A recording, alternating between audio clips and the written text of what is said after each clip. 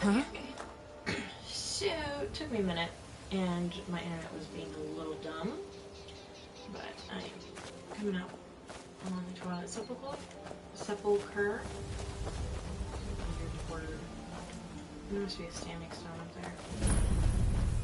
So now Carlisle's will talk to me. I'm glad you're here. This is the headquarters of the Nightingales, cut into the mountainside by the first of our kind. We've come to seek the edge we need to defeat Mercer Frey.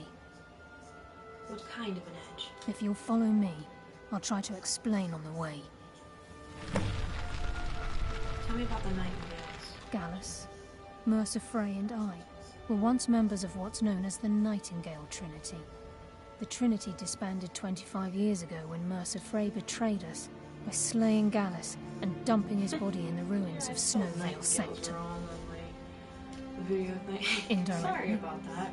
The Trinity is usually selected from the ranks of the Guild, although its existence is a closely guarded secret. The Nightingales protect the Temple of Nocturnal, a place known as the Twilight Sepulchre. She's the mistress of night and darkness, and the patron of every thief in Tamriel. Nocturnal isn't one for worship and reverence. There are no priests and no sermons, no services, and no alms. She influences our luck, and in return, demands payment. You're closer to understanding than you realize. The only difference is she doesn't demand payment in the traditional sense, and sometimes the cost can be quite high. Whether you know it or not, Nocturnal dictates how well we perform as rogues. Again, you have to think differently. Haven't you ever noticed how our luck behaves? Like a novice picking an impossible lock, or a blind man suddenly turning to face you as you reach for his pocket. It's through these subtle means that Nocturnal influences us. Nocturnal's whim is the greatest mystery to everyone. There have been volumes written on the subject. Does she exact payment when we die? When we suffer, does she revel in our misery? No one knows. The return certainly seems worth the risk, though. It's my hope that you will, yes. This way, please. I'm just as puzzled as you, lass.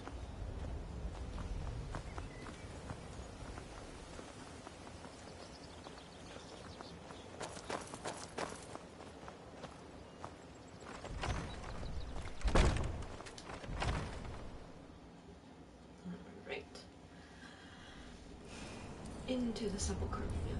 That's such a strange word. What do you guys think? Sepulchre. So this is Nightingale Hall. I heard about this place when I joined the Guild, but I never believed it existed.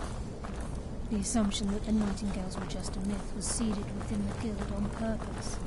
It helped divert attention from our true nature. What's wrong, Brynjolf? I can almost hear your brow furrowing. I'm trying to understand why I'm here, lass. I'm no priest, and I'm certainly not religious. Why pick me? This isn't about religion, Brynjolf. It's business.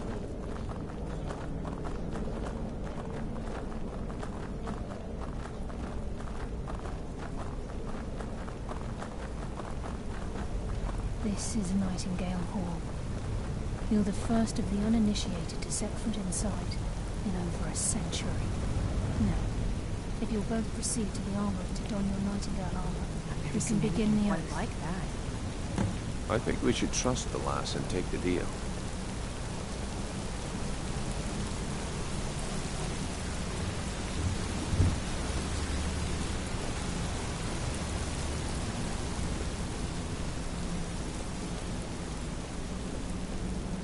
You appear hesitant to don your Nightingale armor.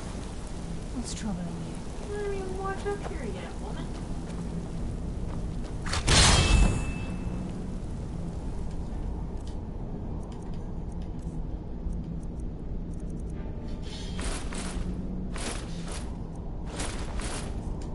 I do like the Nightingale armor. It looks really cool. This is enough to make your head spin, eh? You appear ready for the oath. I think we should trust the lass and take the deal. It looks cool on both of the sexes too. Male and female. I think it's cool.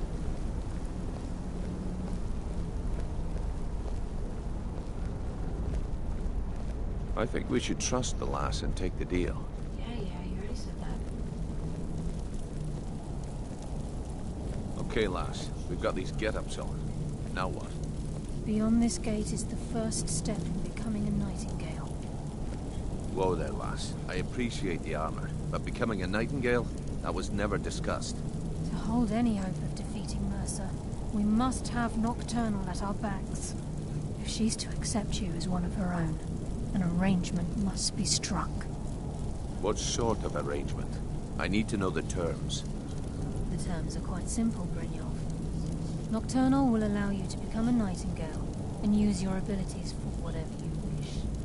And in return, both in life and in death, you must serve as a guardian of the Twilight Sepulchre.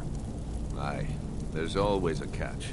But at this point, I suppose there isn't much to lose. If it means the end of Mercer Frey, you can count me in. What about you?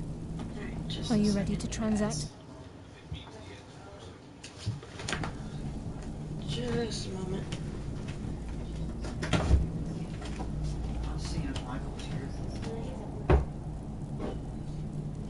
Didn't mean to bother you. You're fine.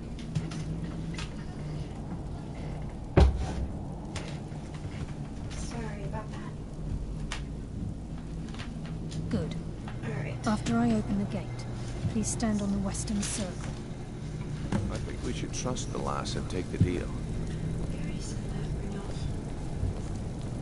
Yeah, I know that my, This is enough to make your head spin, eh? Play this, this part of it would, like to. Pretty bad. I think we should trust the lass and take the deal. Probably I would just start walking away, and my mother had to try and find me the cheat to skip forward to the next quest part.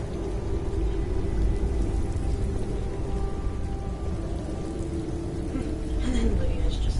I call upon you, Lady Nocturnal, Queen of Murk and Empress of Shadow. Hear my voice.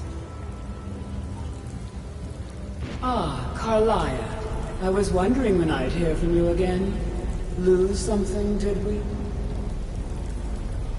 My lady, I've come before you to throw myself upon your mercy and to accept responsibility for my failure. You're already mine, Carlia. Your terms were struck long ago. What could you possibly offer me now? I have two others that wish to transact the oath, to serve you both in life and in death. You surprise me, Carlia. This offer is definitely weighted in my favor. My appetite for Mercer's demise exceeds my craving for wealth, Your Grace. Revenge. How interesting. Very well. The conditions are acceptable. You may proceed. Lady Nocturnal, we accept your terms. We dedicate ourselves to you as both your avengers and your sentinels. We will honor our agreement in this life and the next until your conditions have been met. Very well. I name your initiates Nightingale, and I restore your status to the same, Carlisle. And in the future, I'd suggest you refrain from disappointing me again.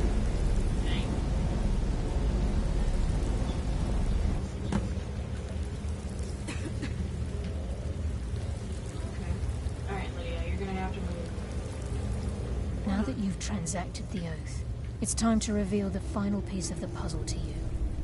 Mercer's true crime. Mercer was able to unlock the Guild's vault without 2 keys because of what he stole from the Twilight Sepulchre. The skeleton key. By doing this, he's compromised our ties to Nocturnal, and in essence, caused our luck to run dry. Well, yes. But the key isn't only restricted to physical barriers. All of us possess untapped abilities, the potential to wield great power securely sealed within our minds. Once you realize the key can access these traits, potential becomes limitless.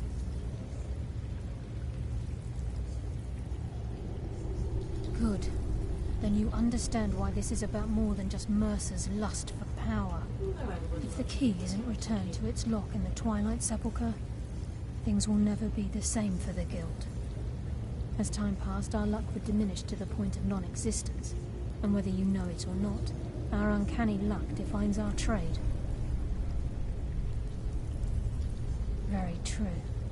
In our line of work, it's quite rare we set out to return a stolen item to its rightful owner.